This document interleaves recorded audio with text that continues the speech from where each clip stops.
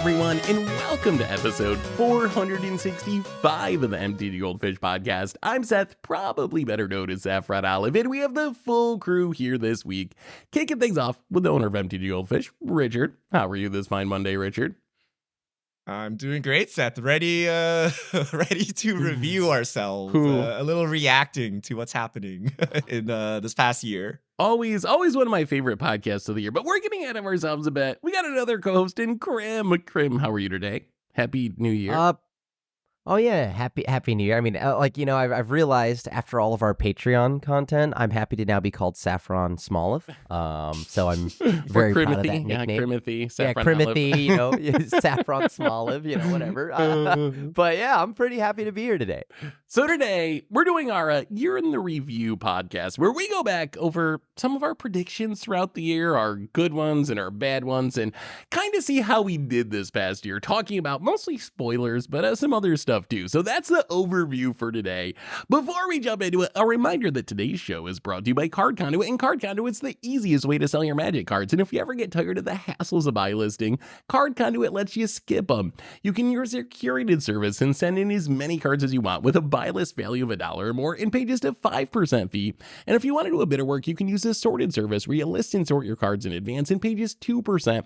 And either way, you're going to get a detailed report with the results and a fast payment once your order is processed. And you can even get another 10% off by heading over to cardconduit.com/MTGGoldfish. Card Conduit, they're the easiest way to sell your Magic cards. So thank you to Card Conduit for supporting the show. And let's review the last year in Magic. So, Richard, I know you got some clips. I'm going to bump it over to you. Why don't you guide us through our wonderful predictions from the year? All right. Our kind editor, Neodok, has slaved away, washed every piece of content we've made to pick some highlights for us to talk about. And we're going to start with last year's year-end review, where we reviewed the stuff we talked there. So that is us reacting to a video of us reacting to our original comments. Oh God.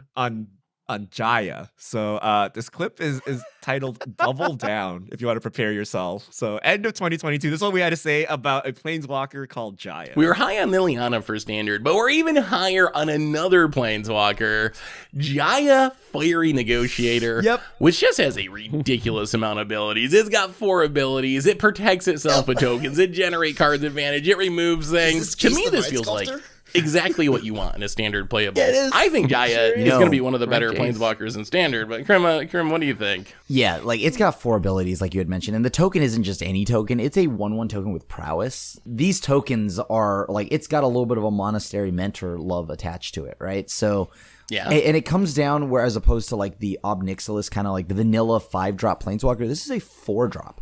So this is a very, very solid cost for what it's doing. This card just seems really good. It's not quite Chandra Torch of Defiance, but it is still very good for standard. Yeah, I don't think it's that. I think it's the closest we've seen to a Chandra Torch of Defiance on Chandra. All right. So 4 mana planeswalkers with like 4 abilities are usually a miss.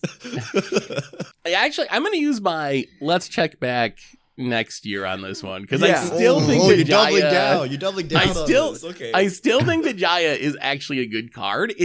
It hasn't been the right meta for it. I think Jaya's still got a chance to be good. It still reads like a strong card to me. So let's check back and see if this is maybe the bloodthirsty adversary of this year. Because I'm snapping on this. I'm snapping because you're doubling down. I'll snap back. No, we got Grixis midrange, Mardu midrange, and Rakdos midrange at the top of the meta, and Jaya can't find a home. Like, there's no world in which she comes back from this deck. She's not for a midrange deck though. She like top end of aggro, I think, or some sort of spell slinger deck is probably. Why would you be making a 1/1 monk at the top end of red aggro here?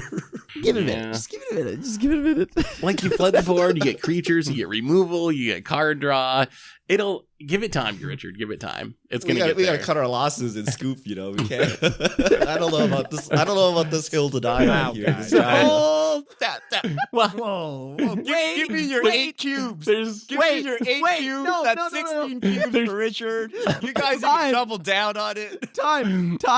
Standard got extended. yeah, I know. Boros looks like it's yes. gonna be. Yes. I'm actually gonna triple down. One more gonna year. triple One down. more year. One more year. Hear me out. Okay, this is the sunk cost fallacy. This is okay. There's truth behind this. Okay, hear me out. Boros looks like it's getting support, right? So Yeah. initially, what and like I know that we also talked about Quintoris, right? And saying like that card is hot garbage because it is in standard, right? Like it is actually hot garbage in standard, but. Now, at least at the time of that, right? And obviously, we also, had the caveat that, all right, as more cards come out, maybe Quintorius could be better, right? I think now, if Boros gets that push, we get Lightning Helix. You've got Jaya. You've got okay. We're good. I know. We're good. You have Quintorius. Like you have the Lightning call the Helix deck- solves all. Yeah. Lightning Helix solves all. Yeah, dude, Lightning Helix does so. It triggers the prowess on the token. I'm tripling down on this. I'm going one step farther than doubling down. I'm doubling down plus ultra. Let's go, dude. It's gonna get played. When Murders of Karlov Manor, I've been calling it Markov Manor all this time. Murders at Karlov Manor comes out, it's gonna pop up. Give it a year. I'm asking for 1 year extension on this card's life. That's all. I am not tripling down, but I will say I have seen some Seth giant. Palin. I have. Yes, I'm out of here, Krim. You're on your We own have on the this hole. one. You're on your own. Dude, Diamond hands. we Diamond look hands. weak if we show the cracks in our armor. You need to hold the line with me, dude. I will say I have seen some Jayas. It shows up at sideboards a little bit. I think there's been more Jayas than there were when we made this podcast a year ago. Because it definitely didn't become a staple. It wasn't as good as I thought, but it does see a little bit of play, right? I'm looking at like recent deck lists, and people play a couple in the Which small sideboard. Japanese tournament did Jaya see play inside? Oh God, Convention Achiki. I don't even know where this is from, but yes, two in the sideboard. Did two you in the play it on sideboard. Budget Magic 1 week? Are we counting that one against the odds? That counts. That counts. Technically an improvement then. See, so we were technically right. But I will say, I'm going to triple. this was before Standard was extended. This Yep. was, I think, before the new banned and restricted cadence, but Yep. that's already been reversed, so it doesn't even matter. This was before Lord of the Rings, too. So you keep that in mind as we go through some of these clips. But Krim with the triple down. We'll see if they can extend Standard another year next year to see if we can eventually get this right. Wait. I am genuinely curious here. Do you not think that this card is going to be playable with Lightning Helix and if Boros or Red White X takes off? If that shell that is Lightning Helix, Quintorius, and like me, and Jaya literally puts it into exile. It does. It works with like PNLR and like Adventurous Energies, Quintorius. Like I can see the argument Curves. for it, but it burnt me so hard last year, Krim. I can't go back to the Jaya well again. Like I look like the a Jaya fool on well- this podcast thanks to Jaya. Jaya well, it hasn't dried up though. That's what I'm saying because like I don't see how this is any worse than our Circle of Loyalty prediction, right? So like that's our floor. I think This is already an improvement. Plus, you never know if WotC will just extend Standard another year. So maybe we'll be doing this 40. again next year. One more year for Jaya. We need a 5 ability Planeswalker, or we need a static on Jaya. I think that's that's where we're no at. static kills it. The monk sucks. Like if the monk was something not a monk, I think you could see some kind of play. But the monk sucks. Imagine playing All right. 4 mana to make a 1/1 prowess, and you're like, I untap. Like, oh, okay, I'm sure. cracking my knuckles. You're all making me sweaty. I gotta go win a Spica Yeah, tournament. go I gotta win a go buy gotta your go turn, win a Grim, real PvP with quick. Jaya. I gotta go with But Spica wrong. tournament. Hold on, BRB. All right, let's move on to our wish list for 2023. So at the beginning of the year, we made a wish list. So let's see if WotC has fulfilled any of our wishes. So we'll start with Seth's wish list. All right, we're running long, but before we end, we have to do the one thing. And what is our wish list for 2023? What do we want to see now that they have fixed Standard? what should we see in 2023? I want to see modern. I want to see modern change. Modern isn't bad right now, but we've been dealing with the same handful of Modern Horizons 2 cards for the past almost 2 years now, and it's just getting very samey. You see the same few cards again and again and again, over and over and over. Whether this means unbanning some stuff, which would be probably my preference, like reevaluate the ban list, get some stuff out of there that might be powerful enough to shake up new decks, whether it means banning stuff, whether it means Lord of the Rings being super overpowered and power creeping MH2 out of the meta. I don't care how you do it, Wizards. Actually, don't do that last one, hopefully, but I don't care how you do it, but let's get a shake up. Curling, Seth. Gandalf is here to save the day. At this point, I'll take it. If it means not dying to a Ragavan again, that's fine. Oh, God. Well. Technically, Monkey got worse. Yeah, Monkey got worse. We did have a shake up. Lord Lord of the Rings did kind of come in and push a lot of stuff out of the fort. We even got Fury banned recently. So I guess it kind of happened. There's still a lot of MH2 stuff at the top of the meta, but I would say my wish was like at least half granted, right? Like a lot of that stuff kind of happened. I mean, we're still dealing with the Modern Horizons 2 like garbage. Yeah. But yeah, I don't know, man. I think that you probably got a good chunk of your wish right there. Although it technically happened, like Up It did. the Beanstalk was printed, shook up Modern, got printed, got axed. So no more. It made the We got Lord of the Horizons Rings card cards. It better. wasn't Gandalf. Turns out Orcish Bowmasters is the star of the franchise, and the One Ring, basically, opened up Modern.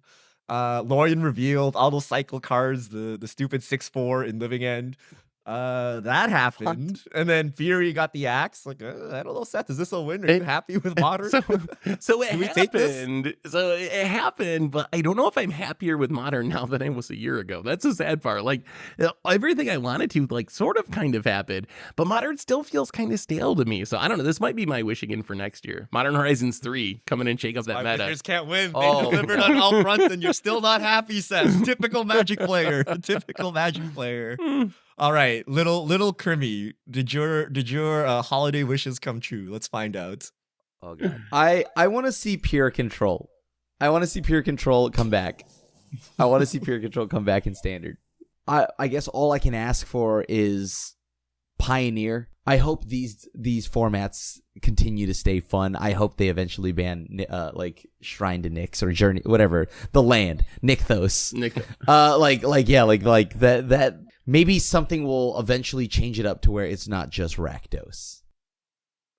I think I've been a terrible boy for Christmas this year because I literally got nothing on my wish list. Control was at the top of the Standard meta for a bit. Yeah. Remember when Dimir was the thing?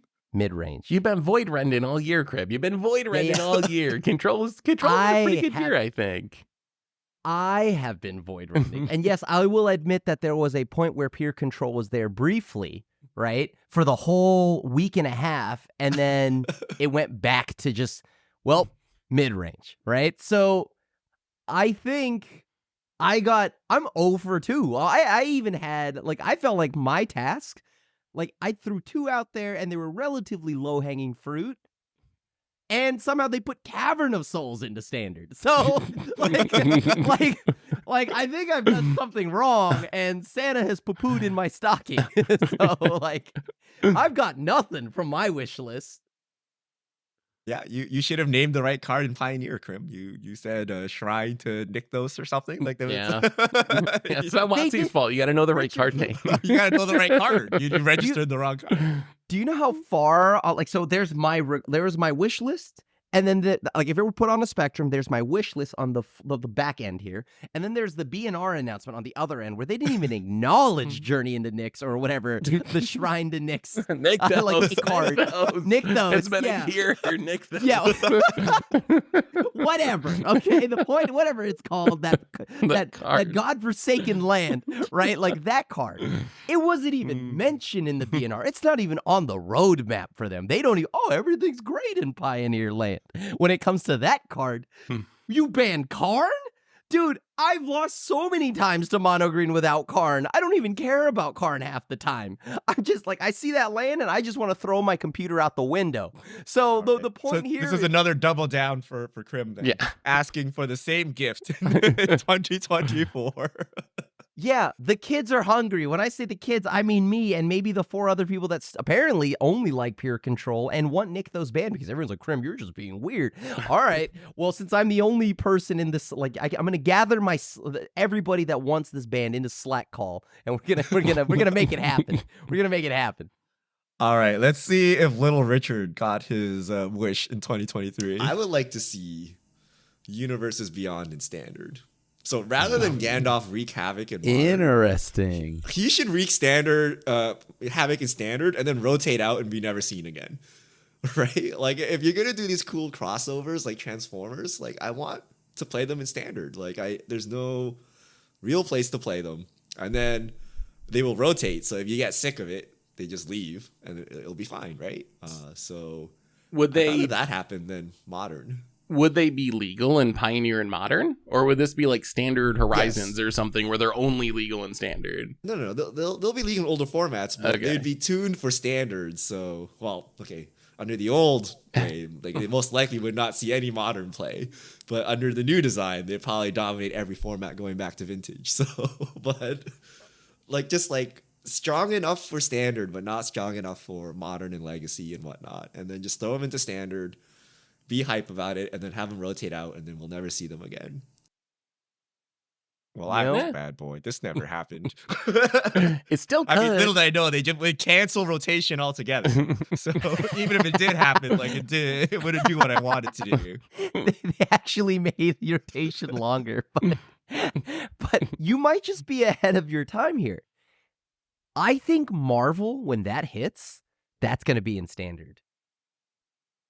Yeah, I think it's possible. I mean, I don't even know if they're going to have any designers left to make actual Magic cards at that point with everyone they're getting rid of. So it might be by default that we have to have Universes Beyond in Standard. Do you think they'll do it, given the success of Lord of the Rings? I could And see it. I The think fact it's that a they want realistic arena players possibility. to play it. Do you think Final Fantasy or any of the upcoming Universes Beyond get changed to a Standard? I think I they don't have to think it be the happens until tentpole. Marvel. It's got to be the tentpole ones, right? Like, so it'd have to be what's the Final other Fantasy? tentpole? Assassin's Creed? Oh, Final Fantasy. No, Yeah, yeah, Final yeah. Fantasy. So like I could see Final Fantasy possibly, but I think it's got to be one of those. I don't think they're just going to throw the random like Commander precons or Secret Lair stuff into Standard, but I could see the tentpole ones being Standard. Oh God, I would love to see Sephiroth just like dumpster some cards in Standard and having to hear like commentators talk about it. Like, oh my God, Sephiroth is actually busted in Standard right now against Sheoldred. But like, I don't think Final Fantasy's the one. I know Final Fantasy's big, but I think Marvel is the one that they push into Standard. I think we're going to see a Secret Lair first. I think we're going to see like a Secret Lair of 5 new cards that are Standard legal, and that'll be their testing grounds. And then once that, everyone will freak out, but then buy the cards anyway, and then we'll all play them happily on Arena, and then they'll go with the tentpole set. So I do think it's coming, right? Because we do want people to play them in Standard, and it's nice that we can rotate them out. I kind of hate that the One Ring is like forever in all these Yeah. formats, or Bowmasters is forever in all these formats. Yeah. I actually dislike that part of it too. It's kind of the Modern Horizons 2 problem again, right? You want to push the cards so they're good and exciting, but then they live forever and people get sad. All right, so on to set releases. Phyrexia All Will Be One. So we're gonna go into our standard top 10 videos. Let's see what you guys had to say. This is our top hit. Sheoldred's Edict. Why does this Edict, Krim, actually have a chance to be really good in Standard? The Standard is all about just playing one threat, one very good threat each turn. The 3 modes on this card are absolutely like awesome, right? Just because of the way you're able to get around what would normally protect their best threat. Oh, flood the board with a bunch of like pointless little tokens or something. This gets around that. This is a really solid removal spell in this current Standard. You want to get around Trespasser. You can also get like snipe Planeswalkers. Planeswalkers might need a buff if the answers are getting this good. I mean, I think what sold me on it is the Planeswalker removal. I haven't come around on the idea that Planeswalkers are not good enough. I think the non-token thing definitely helps. You're right that we are a format that's a lot of times about playing one big threat, especially if you can get around the wedding announcements and the other token producers. So I think it's better in this format in most. But when I see this, I see like medium creature removal and then like S tier Planeswalker removal. This is what's causing Jaya to see no play. Yep. I mean, that's been even better than we thought, right? We ranked it highly, Yeah. but this is a card that I see like in Pioneer, like on Arena and Historic and those formats. Like it's even broke out outside of Standard a little bit. So yeah, I think we nailed that one. Yeah. That card is as advertised, right? I mean, it did everything we needed to do and then some. Yeah, getting around Trespasser, getting around, it's like that Liliana effect, getting around like protection spells, like hexproof, things like that. And then the non-token clauses and stuff prevent people from kind of getting around it. So yeah, do Planeswalkers need a buff? Jaya certainly does. Just wait. Wait. Top miss. We have one Dominus on our list today, and it's the white one, Mondrak Glory Dominus. This is one of my other favorite cards from the set. I think this card has potential to be very strong. First off, there's a lot of synergies for it. You can do ridiculous things if you get Rotodropic going with this, and you're making like token copies of this when it dies with Rotodropic, but that's kind of like the crazy against the odds do sweet thing plan. We have a lot of token producers in Standard. Fable the Mirror Breaker makes tokens. Wedding Announcement makes tokens. We see soldiers making ton of tokens. We got a bunch of might tokens coming from the new set. We got Jetmir synergies. We got Ginny Face synergies, like Naya tokens, green-white tokens. So there's tons of token synergies. This is perfect for it. So I actually think this card has potential to be like staple level Standard. I mean, yeah, like this is probably the most hyped Dominus out of the of the cycle, right? This is the one that, and I'm excited to try it in like Naya or whatever Cabaretti. Like I am super excited to try this in anything that plays a Wedding Announcement. Like this card is just flat out good, right? Wow, it's just good. Well, it turns out that if you meant for Commander. It turns out if you put Farewell and Sunfall in a format, you just can't build token decks. Like it's just too, like, we live in this like super wrath heavy format. Ever since Streets Nuka Pen, I always trick myself. Oh yeah, token's gonna make it now. Look at this. Look at Jetmir. Look at Mondrak. Look at no, it's just not gonna happen. They're just gonna Sunfall you, and you're gonna be very sad when they kill you with this huge incubate. So the meta is just like not gonna let tokens work, sadly. Which is sad because like there is a powerful tokens core package here. There is. Like you have so many good cards in Naya for a token deck, but at the end of the day, you're just not fast enough. Yeah, it's like a mid-range deck that gets really wrecked by the sweepers. And Indestructible is a meme. Yeah. Between Farewell, Sunfall, and the Edict. Like, yeah, Leyline Binding. Indestructible, Leyline Binding. Yeah, it's like it means regenerate. nothing. It doesn't do anything. Yeah, it kind of doesn't means do nothing anything. Now. So yeah, that's an interesting one. Okay. March of the Machines, top hit. Number 2 on our list, we got Invasion of Gabakhan, our new white Thoughtseize, and this card's really good. To me, this feels like just a staple for any sort of aggro, go wide token, soldiers, aggro style deck. Krim, what do you think about this one? As the control mage, are you a little scared about this card if you're on the control side and it comes out from the soldier deck or whatever? I mean, oh yeah. Look, it does everything you don't want it to do, right? Like this is perfect for tempo. This is perfect for whatever deck that has white, really. Being able, it's so aggressively costed. Yeah. Yeah, like this is exactly what you want. Like this has to be the best battle. This has to be the best battle in Standard. I think it is so darn good. It's definitely, it's on my short list of best battles. Okay. I mean, yeah, card's really good. It probably is the best battle, actually, right? Like, I guess you could argue for Zendikar also sees a lot of play in like the ramp decks, but I think these are honestly, maybe this is our next heading, but like battles were kind of a flop, weren't they? Like, if you look at the cards that see play in Standard, it's really those two. Gabakhan, Invasion of Zendikar is a ramp spell, and like every once in a while you run into someone that's playing like a meme battle deck or like an against odds battle deck, but as far as competitive play, that's pretty much it out of all whatever 30 battles they printed or whatever. They definitely felt they took the safer route for battles this time around. And that's kind of the issue with it, but you know, Gabakhan is good, right? I've seen it in white decks, and I've seen it played in like low to the ground decks, like White Weenie as well. They've opted to take some out. Some play some play none. But you know where battles get casted from? Exile. So Jaya. that goes in the Boros shell Quintorius. with Jaya. Lightning Helix, Victorious. we're doing it. Helix. Like again, the people have like WotC's staff, I believe, has even said it on social media spaces. Boros is getting some love, and for Murders at Karlov, this goes in that. I'm just saying. Just saying. Yes. I was with you guys until you brought Jaya back into this. Gobakon and Peacekeeper, a little gross combo where you kind of just tax the opponent's whole hand, and you might actually want to flip this. There's like some merit to wasting 3 damage to flip this, because you do get you get pseudo protection against Sunfall Farewell, but then you get the pumping effect too, so you can kind of try to make up that damage that you lost. But yeah, we haven't seen many battles, let alone flipped battles. So kind of an interesting flop on the mechanic there. Yeah, you said that Invasion of Gabakon might be the best battle for Standard, but we actually have one other battle ahead of it coming in at number 1 on our list.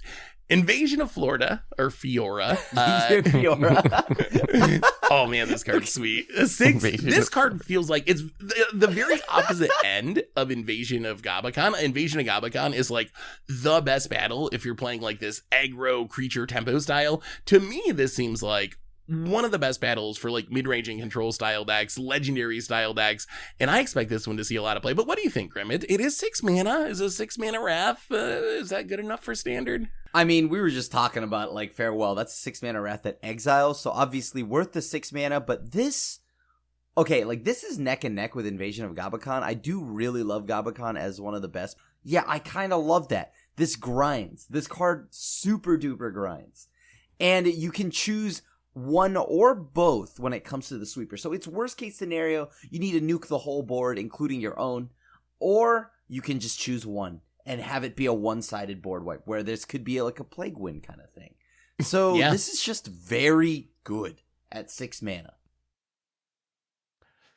Invasion of Florida. Invasion of Florida, not Number as, 1 card. not as good. Yeah, actually, I was looking at me and Crim's individual list. We both actually had it number 1, so we were both in agreement on this. And yeah, like, so do you think it's the card that's bad, Crim, and we just like missed it, or do you think it's that just like battles were underpowered this time around? Like, is it the archetype that's the problem rather than, because sometimes when you miss on a card, it's not so much like that the card itself is bad, but other forces play into it. What do you think? Did we just like mess this one up, or are battles just like not as strong as we were hoping?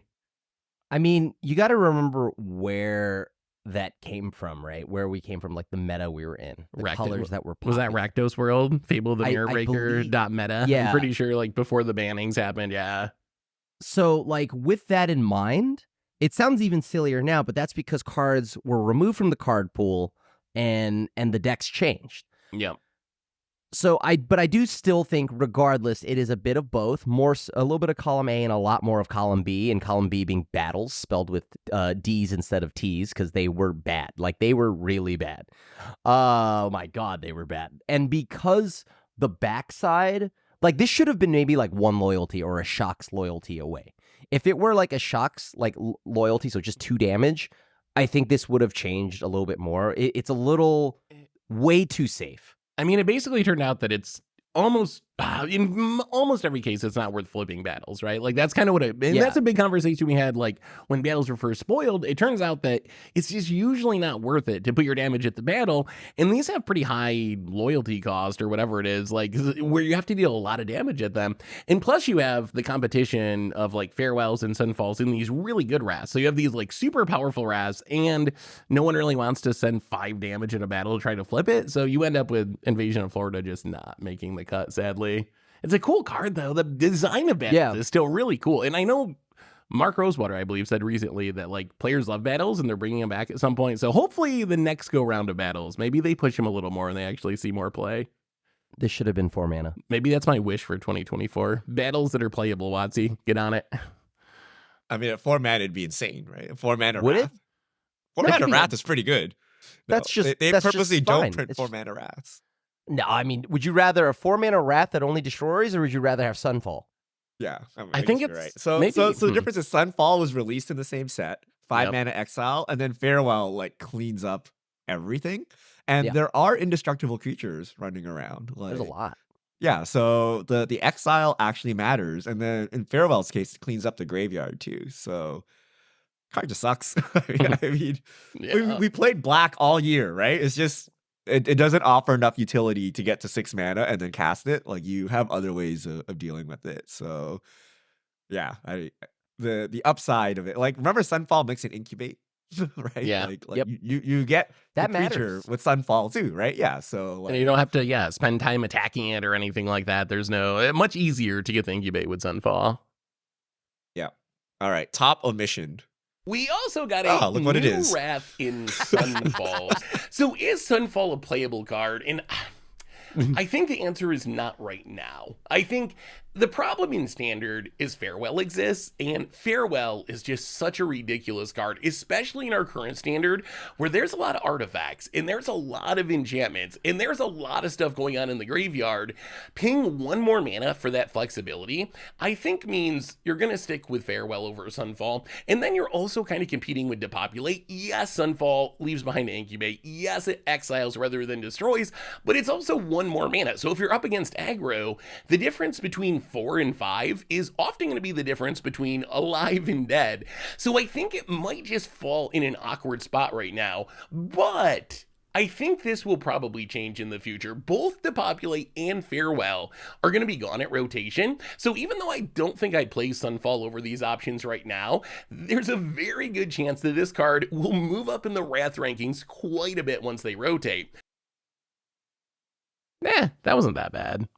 I was expecting worse, honestly, when it popped up. I thought I was going to say something way worse than that. Like, remember Garbage. remember this? Yeah, I was expecting me to just straight up trash it. But, like, this was before Fable was banned, too. We're talking a meta where, like, Fable was everywhere. That was, like, the best, like, the biggest thing going in the meta was, like, Fable having enchantments on the battlefield. So I feel like maybe at the time that actually wasn't the like most horrible take. And then of course WotC canceled rotation, so the whole when Plukernos rotates thing like didn't even come into play because there was no rotation this year. But it was better than I thought. I thought I was going to say this card is just stone trash, but I was kind of like in the middle at least. But I definitely underrated it.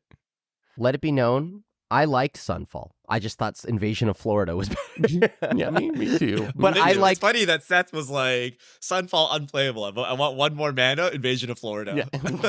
But it flips into a creature, But- Richard. Marchesa. Yeah, the Incubator. versatility. Incubates. The versatility. I mean, who would have known? You just play them all, right? Like, Yeah. you know, exile actually matters with all the recursion Yeah. happening and the indestructible things. I mean, the more surprising thing, maybe not surprising, is like Depopulate falling to the exile. So people are willing to pay more mana for the exile effect. So Yeah, that is true. interesting. All right. Wilds of Eldraine. Crim's favorite set. Back to Eldraine. Let's see what we chose. We got another 2-drop topping my list in Mosswood Dread Knight. So Mosswood Dread Knight, to me, this card seems like I think this is the best adventure card for Standard. So Mosswood Dread Knight, it's a tenacious underdog that can also play defense. Like that to me seems like an incredibly powerful effect in our grindy Standard. Like Standard is all about these super late game grindy matchups. I feel like this card is just built to work with what Standard is doing. Again, the only question, similar to the Druid we talked about earlier, it is a card that has green in its cost, and green has not been the best color in Standard. But I feel like these adventures, you can see the pieces for some sort of like pretty grindy but still aggressive Jund deck that can maybe card advantage and keep up with the really top tier decks in the format. So to me, this feels like just recursive 2-drops have always been very powerful in Standard, and I feel like this is a really good one because it can play defense as well as offense. But what do you think, Grim? You didn't have this card on your list at all. Are you not as high on Mosswood Dread Knight? I don't like this card at all because of the green part. Like, and not just because my normal disdain for green. I just think that it's like, what home does this have, right? Like, if you find a home for it, and let's say you do, right? This kind of just seems okay. Maybe I'm wrong. Maybe Adventures, I'm wrong. I'd like Adventures to bringing see. green back. We're gonna bring green back. We'll see. It's a long road for green to be good, but I actually have faith that green is going to improve. We'll see if it gets all the way It'll to competing improve, with the for top sure. tier decks. That is up for debate. Well, let's say one thing.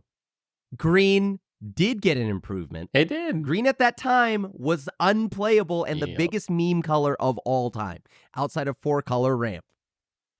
I will say, though, that people play the card. I see the card all the time. But remember how we talked about Sunfall? And in Best of 1, you have temporary lockdowns running rampant? I have honestly found that Tenacious Corn Dog is still better. It is still better. Doubling down again. Wow, This is the double double down. down It's the podcast. double down cast. Dude, it is- I remember this. So But- thank goodness it's the top 10 because I remember in the podcast we trashed it, Crib. Me and you. We were I like, was "Seth, gonna say Richard. you is are not so innocent high. here, yeah. This card is absolute trash, and it literally made green playable, right? Like green. did make green is playable. actually even currently right now is the highest like 2-color pairing with black, and like it literally dragged green back from the dead. So. I think it was a hard miss from me and Krim, and Seth victoriously won this. I Hard remember we were miss? like, Seth, this is too Hard slow. The miss. recursion is conditional. There's like Sunfall and stuff. Like, no way, right? This is like a trap card. Everyone thinks it's grindy card advantage, but it literally made Golgari a thing. Golgari Yeah. was a meme. Green was unplayable and standard up to this point. So it's a hard miss, and I'm shocked you're doubling down. This is the this is the I- double down podcast for you. I think that the card is better than I'll give it credit for sure. It made green good. Like, again, the one thing we talked about was that, okay, does it make it better than Dimir midrange? The answer is yes. There is apparently a reason to play it over Dimir midrange. And that's fine. Like, that's good for that card. But it's not, like, I still think Tenacious Underdog, my original reasoning is that Tenacious Underdog felt better. And that's true. That's still true. Tenacious Underdog is better, in my opinion. I will say that the card is good, like better than I gave it credit for, though. 2024. I'm Just actually wait. taking a look. People don't even play Tenacious Underdog in Golgari. And like, Yeah. looking at her stats, everyone plays for Mosswood Dread Knights, and people don't play Tenacious Underdog like at all. I So think Now, people have there's chosen in the Golgari colors Two metas. Like Two metas, though. Best of 1, best of 3. Right? So Wait, which best one's of 1, which one's better in which? I see best of 1. I see Tenacious Underdog all the time. Yeah, okay. And also, I do see Mosswood Dread Knight, right? But again, both of them just get, like, maybe it's because the decks that I play and that I don't feel the effect. And this is definitely, like, you know, a little bit of recency, a little bit of a bias, right? Obviously, from what I see, my small sample size. But Temporary Lockdown, Sunfalls, and Farewells have made me not care about this card. And Tenacious Underdog having haste means that I have to answer their graveyard. it's on the Void Run scale. How well does Void Run deal with it? Really, though? Actually, Void Rend is bad against Yeah, this. Void Run's bad against both of them, really. Really, though, I think the adventure cards did kind of bring green back. I think that's the big picture. Like, we've been talking for the past year about, like, green being, like, unplayable in Standard. And not just Red Knight, but also Questing Druid. Like, brought some, like, green decks, Gruul decks. We've seen some Boros decks with that. So I think that was, like, a win for, like, Standard's way better than it used to be, in part because of these adventure cards making more colors playable. Because a year ago, we were talking about, like, the black only meta, the Rakdos only meta for, like, 6 months at a time. So I think that's the big win out of all this is, like, Standard's better than it was a year ago. So I'm happy about that. Yeah, it's a lot better because, these things are now played. Yeah, Right? because It they have isn't more just diversity, Rakdos. right? It's not just Yeah. one color in one deck anymore. So I think, yeah, that's the most exciting part. I Yeah. feel every deck in Standard is X white or X black. I mean, It used to be there's just gonna be- X there's gonna black. be overlap. It It was used to just be X black. Okay, we got better, but like the Sunfall farewell wedding announcement, like it's interesting. Like white and black are the two best colors, yet Orzhov is like not that popular. So Yeah, that is it's kind of kind of interesting strange. how the meta has shaken up. But I guess Esper midrange, like Rafine. I is think that there, so. arguably right now, Standard is the best 60 card format. I mean, that's just that's my opinion right now. It has, like, I've been able to play wild nonsense on the ladder and have fun. So, and also have sweaty decks. So I think this is actually a very good Standard. That's the advantage of mid-range meta. Like they're kind of slow, so you can do whatever you want. You can play out the card. get more That is time. an advantage. But yeah, you it's but not you like lose to a but you lose to control red. meta where you can't do anything, or an aggro meta where you're dead already. Like mid-range, like whatever, just keep playing my cards. But then you lose to ramp. That's Ramp. That is the bane of all mid-range players. You can never beat Rams.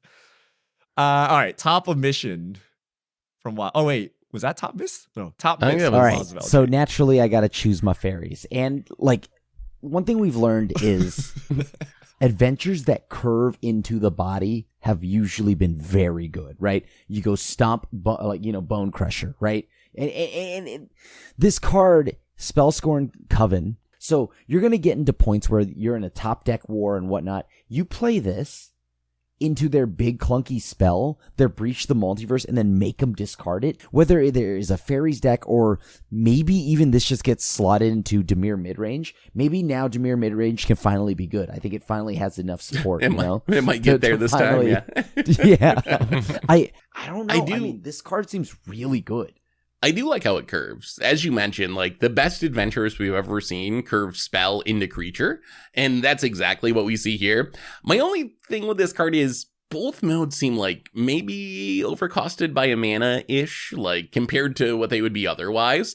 But maybe that's fine because you get so much flexibility out of the card. And I do like the line you're saying of like bounce the big spell, make you discard it. It does synergize well. Legitimately, right now, I think this is just a generically good card. Remember, Fairy bias. So not only was Dimir midrange a good deck, it didn't play this. Not only that, but it plays a lot of fairies too. Sleep Curse Fairy, Fairy Mastermind, still didn't make the cut.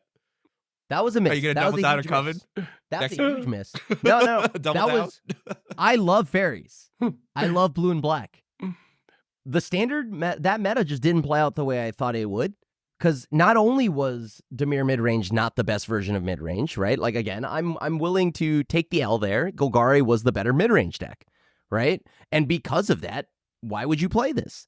Like, sure, maybe people tested out, they didn't like it at the beginning, but was that because this card was bad, or because Dimir was just strictly the worst version of the midrange deck? And I think it's a bit of both. Like maybe this card is bad. I do think it was bad for standard.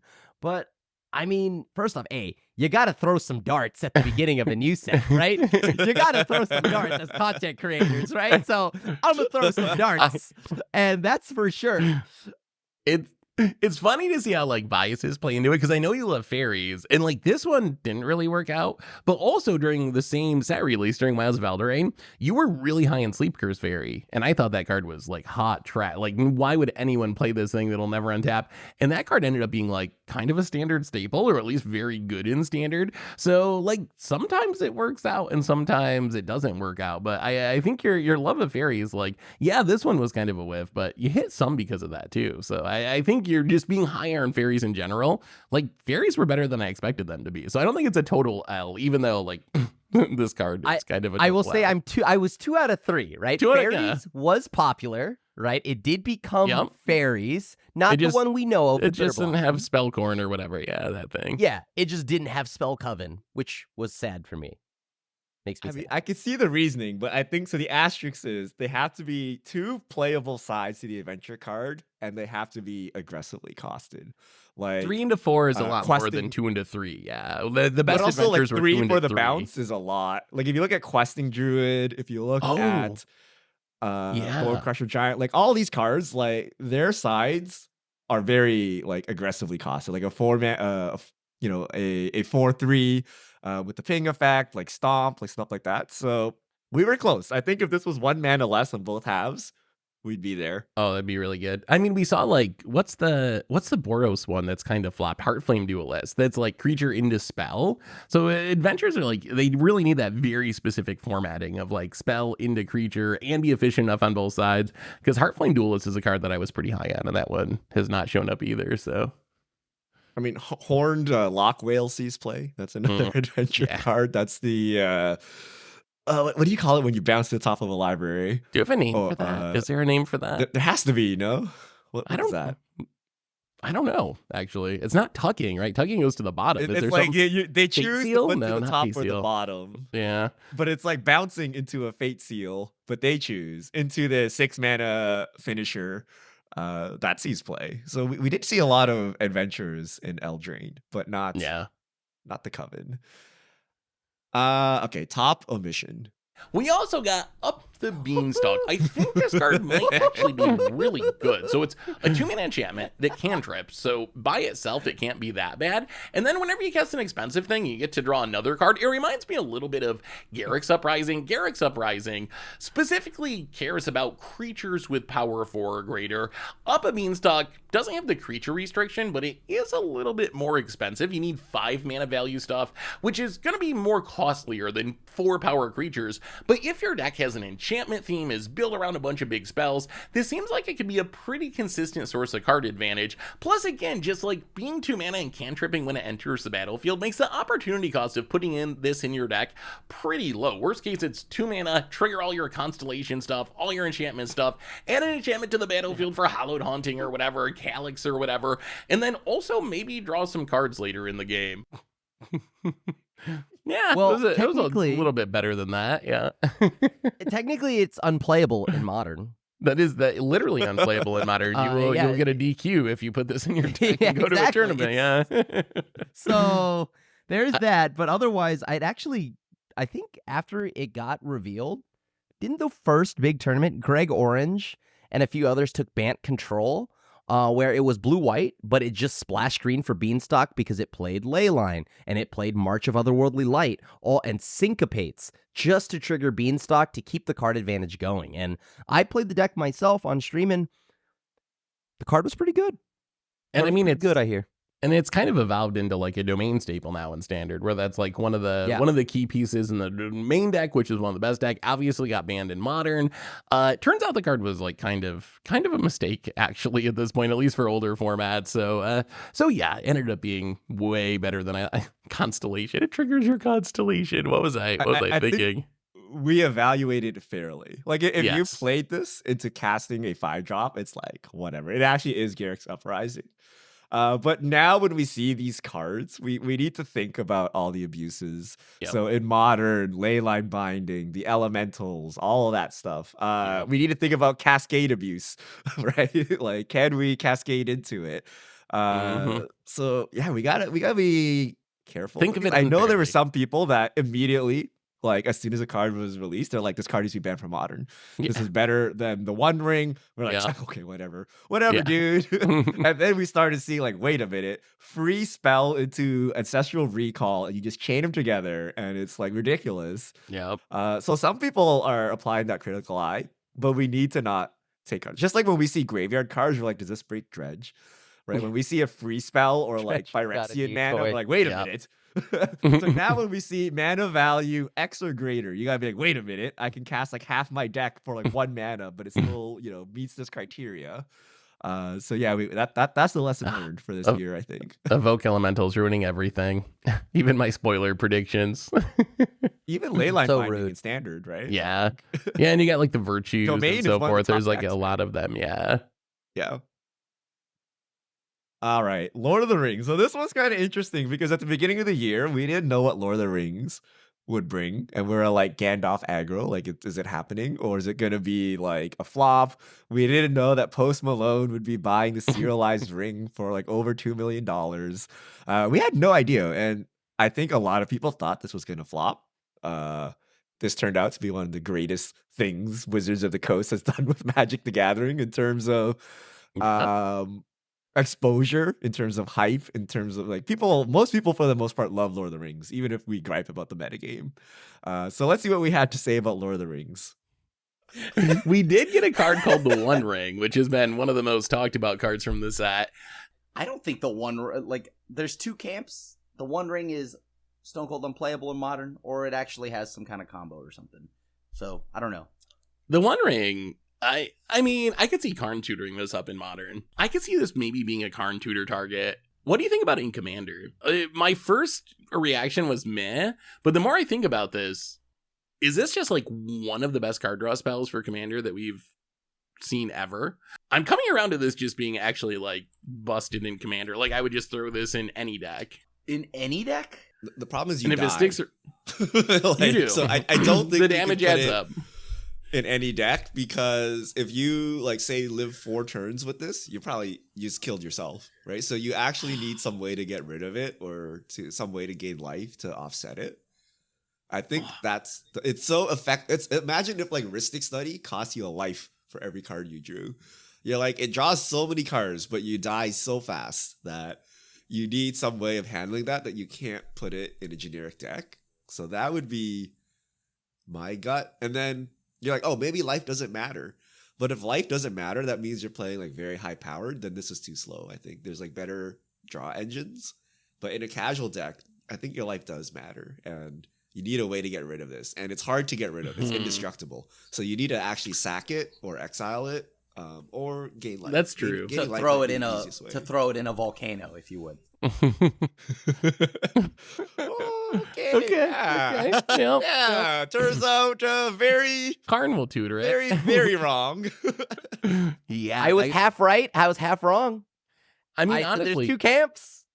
I don't honestly, know. this has to be the card of the year, right? Like, if you just looked at 2023 and picked one card to define the year in Magic, it's got to be the One Ring. Like the Post Malone thing, the Lord of the Rings hype, Modern Domination, Commander staple. It is very easily, I think. So yeah, maybe we were a little low on it, but it certainly, I think, found its place in the in the lore of Magic at this point as just being like such a dominant force and huge story. I mean, yeah, it was a big part of Magic's history, right? Like gameplay wise, whatever. Like, you know, ignoring all of that, we're talking just like as a game and what happened this year because of it. We're talking people that just bought collector's boosters because they wanted to open it. You had big content creators, big streamers cracking the boxes, and like it was just for the one out of one ring. We're talking streamers that had no idea how to even play the game or what the game is. They just heard 101 Lord of the Rings, right? And that was just enough. So yeah, like as like just a big push for like selling product, this set, it makes sense why it's their best selling set. And apparently we're really bad at modern staple card advantage engines because we were kind of meh on Up a Beanstalk, didn't even mention modern. And then also One Ring, we're kind of like, yeah, maybe Carnal grab one in the sideboard. And those are like two of the defining, before the bannings, like two of the defining engine pieces in the whole format. I will say that modern, you know, like you know, but like that. I'm more of a standard guy, and you know, maybe Commander nowadays. So like, I'm not surprised I would miss what's going on in modern. It actually isn't that stapley in modern, is it? Like, isn't it just Amulet Titan playing this card? Like- I'm sure there exists some Urza deck out there that plays it, but like of the actual like top Tron. decks, It's definitely you like a either- Tron staple as Oh. well. Tron is played, but the other big like Yawgmoth doesn't play. I mean, so Beans played Beanstalk better than One Ring apparently, and then there's like the living end decks like Footfall decks. They don't play it, right? So right now in So- our numbers, 33% of decks, 3.7 copies each, fifth most played card in the format. So it's What's Coffers. causing that though? Coffers, is another big Coffers. one. Yeah. Yogg, apparently. 5-color. Oh, the Omnath decks, like the 4 or 5-color Omnath piles, have went back to the One Ring. So yeah, After Beans. Yeah, with It Beans definitely being got a gone. lot more play. Yeah. With compared to like where I probably thought, like no matter what I thought, this is already a significant increase in what I thought it would get played at. I was thinking like, Yeah, hey, you stick one in your Karn board, not like We thought it for was a too main slow, deck play. right? We're like, yeah. four mana, do nothing, take a turn off. But like Titan just loops this to like no tomorrow. Like a lot, Yep. like the thing you forget is not only you're drawing these cards, you're just paying a little bit of life, but then you're drawing another One Ring and you put it down. So much that I tried questing Beast. You get people, but it sucks otherwise. And the protection really changes the equation, right? Compared to like a Panharmonicon that really does nothing. Like, sure, this doesn't do much right away. It draws you one card, but like the protection means you can afford to take that turn off compared to other cards similar to this. So I think that's like one of the biggest differences. And we're banning this in Commander next season, I think. Actually, we haven't seen it that much this season, but it's an auto include in every deck, right? Like the Yeah. fallacy of you need a way to get rid of it or copy No. it or something is like actually no. But I would actually say it's so good that it gets you killed. I think And, we've seen Krim cast this card multiple times and then just die because everyone's like, "Oh my god, the one We ring!" gotta And then they kill just him. all like murder him, and you We- can't 3v1 effectively. We've also had some loopy games, only a couple, but we've had a couple games where like you get the one ring and copy it and bounce it and replay it and like get this protection for a bunch of turns. Those games are annoying. So Yeah. I don't know. Yeah, I don't know. We were gonna ban it. We haven't talked about it recently though. Let us know. Should we still ban the one ring if you're listening to this podcast? All right, and there's another card from Lord of the Rings. The number one card, the card I think it would be is Orcish Bowmasters. Oh yeah. 2-mana 1/1 flash. This is a card I see people. It's one of the most expensive cards in the set. It's also one that people are really, really high on. Changing Modern, changing Legacy. Is this card worthy of the hype? Like, is this something you just play to snipe down Ragavans and like hate on Brainstorms, or is this like a Narset Wheel combo piece where you got to like build your deck around trying to maximize this card? I think the reason why there's hype around is that you don't really have to build around it, right? Like, it is just a generically good card. Now, this is, like, of the things, like, of all the cards in this set, I think this is actually the most playable. Like, I think this card is actually really good. And that's like for 2 mana. Like that's ridiculous. The biggest complaint I've seen is like, it's a black card. Like, what do you do with like who plays this? There is no black deck that kind of wants this. So that's the problem. And then also, people, if they see you holding the mana, they're not going to brainstorm into it. Like, that's the dream scenario, right? But it's only 2 mana, so it's not that bad. Yeah. Is there any This modern being- playability to this thing?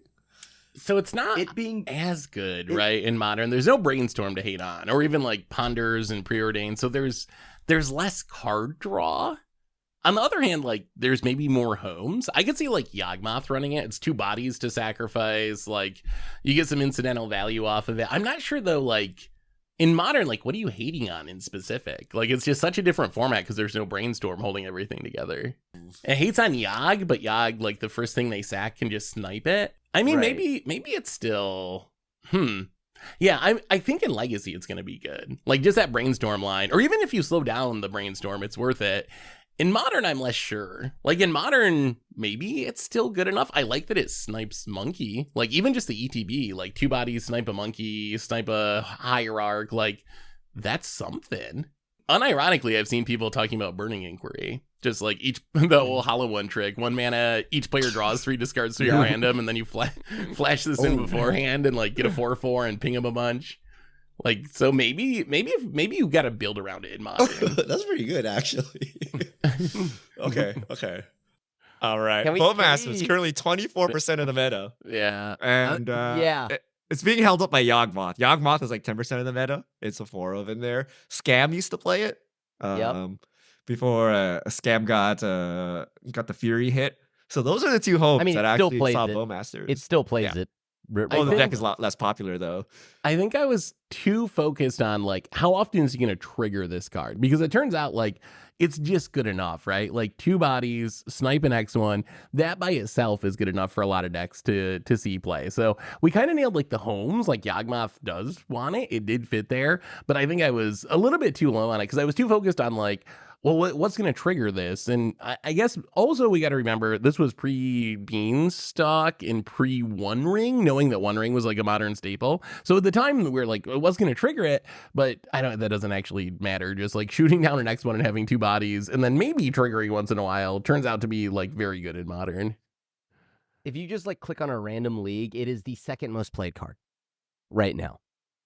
The most recent Modern League, it is at 27% of decks, 85 copies.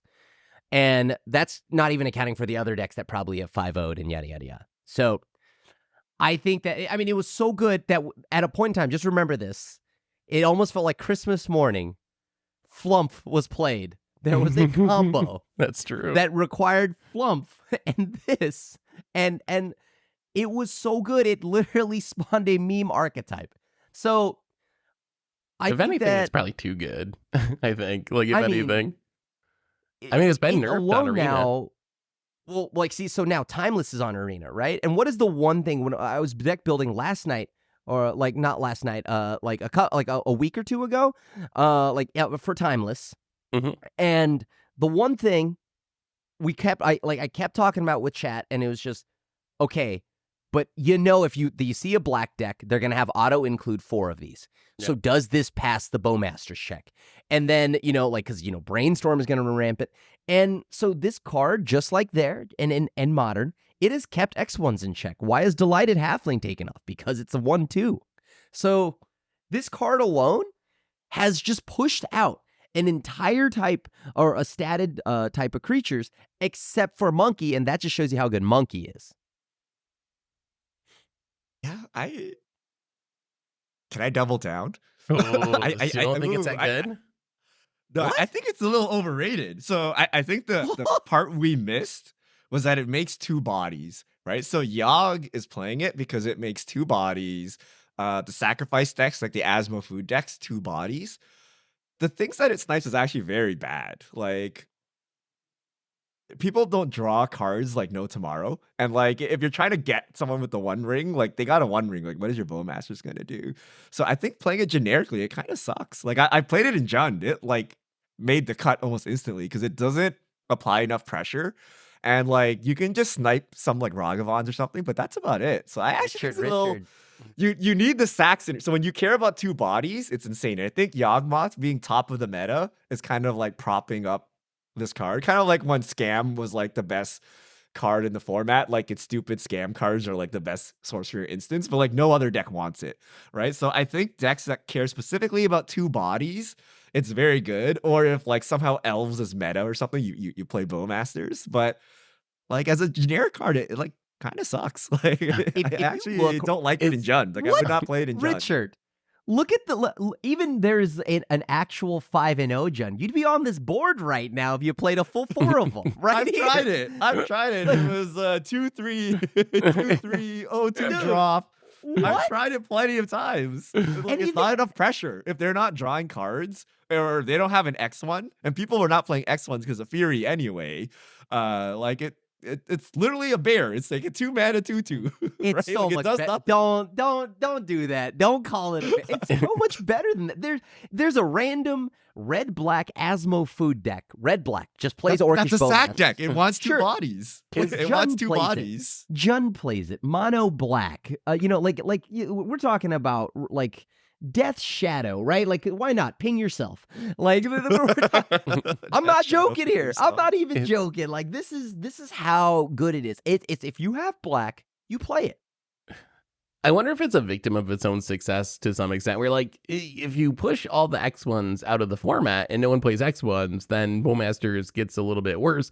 And we see like the meta adjusting to the fact that Bowmasters is so good by playing less X1s. So if that happens, then maybe it gets worse, just in the sense that like, what am I hating on anymore? So if it's not that good, I think it's because it's so good, if that makes sense. It's so good, it just pushes out the things that it could kill. And then you're like, well, I guess I don't need it today because those things aren't here anymore.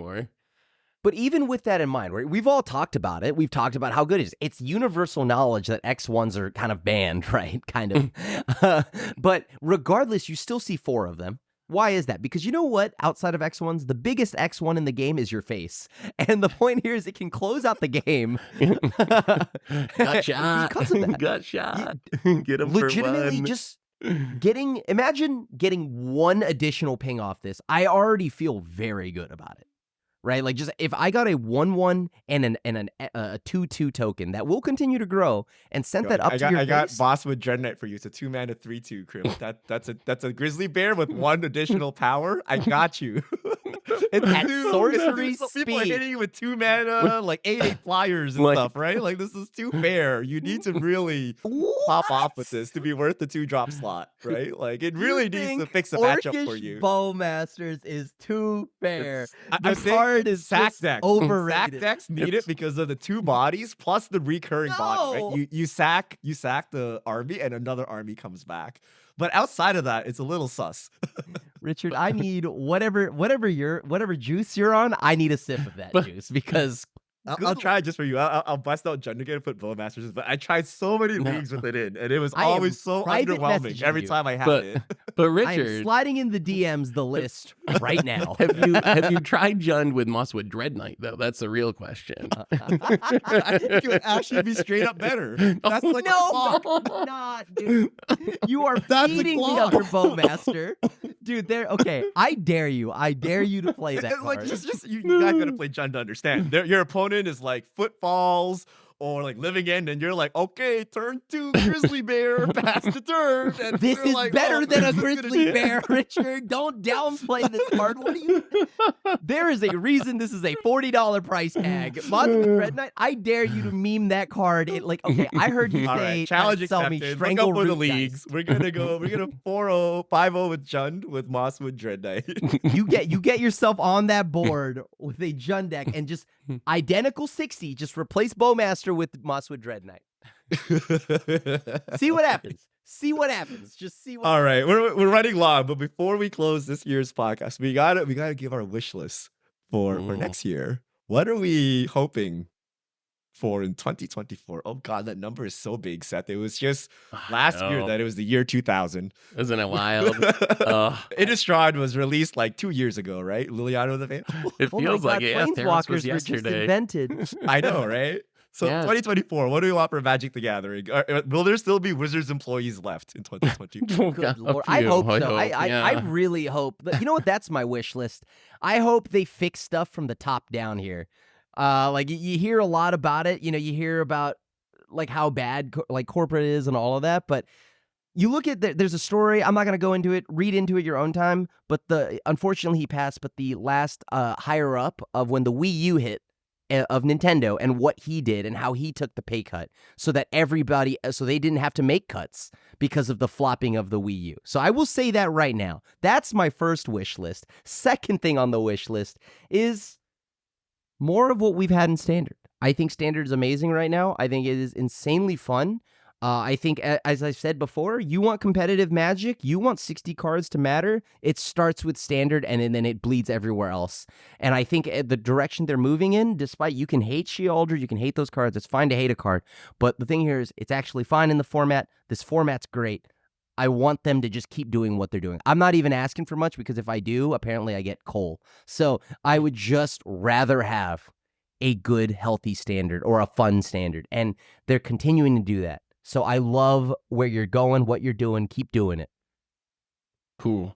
So this might be a bad one because it's kind of similar to last year, but I really love Modern and I really want Modern to be fun. And I still just I want Modern to, I don't know, maybe my wish is, maybe I'm like, I got the weird nostalgia thing and I'm like, want to go back to like something that can't exist, this world that isn't even there anymore. But I still want to see Modern be shaken up and be successful. So that's one of the things I'm really hoping for. The other thing I'm hoping for, to kind of piggyback on Krim's thing, my wish would be that WotC's attempts to make Paper Standard a thing again actually are fruitful and that actually happens. Because I think that would be really, really big for the game overall if we actually had something that wasn't Commander that people were playing in paper again. So I'm hoping that with their push and their changes, some of them I like, some of them I don't like, but I hope that those changes are successful and we actually see big paper tournaments and people going to the LGS to play Standard, and that would be really awesome. So that's my pie in the sky. I don't know if I have much faith that it's going to happen, but fingers crossed. I think that would be really awesome.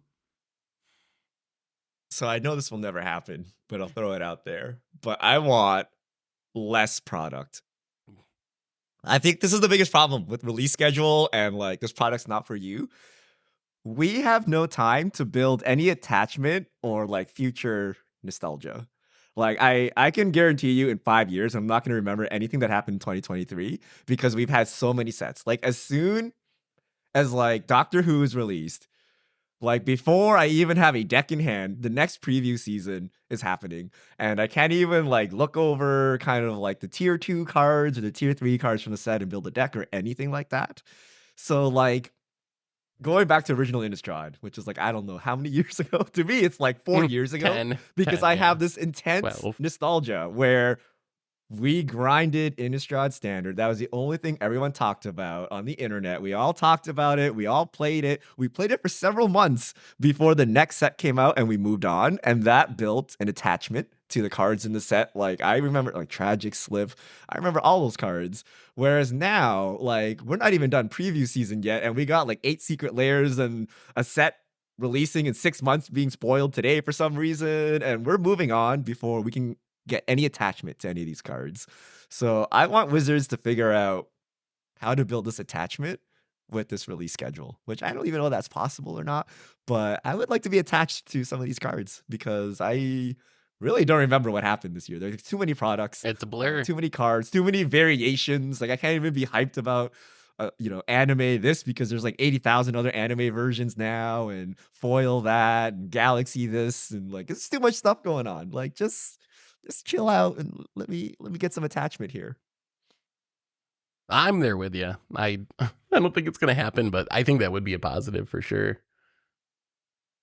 All right. So that brings us to a close. 2023 is in the books. 2024, another great year of Magic, hopefully. And if Wizards doesn't do it, we will make it happen, guys. We will make Magic fun. Let us know in the comments what you thought. What are your big hits or misses? I'm sure there's someone like, guys, I got everything. I knew the One Ring was busted and Bowmasters. And what are you smoking? Of course, Sunfall was the truth. Let us know what your hits were, what your misses were. I have and what perfectly your wish list calculated is. everything. 2024. What do you want to see? Give me your pie in the sky wish and give me your realistic wish. Like, what do you think will actually, plausibly happen? And like, what do you, if you I have no were- wishes, Richard. They're only future predictions because I am correct always. I am never wrong. Ha These clowns, they don't know what they're talking about. Let me have a mic. And with that, we will end the podcast. Thanks everyone for listening, and see you next week.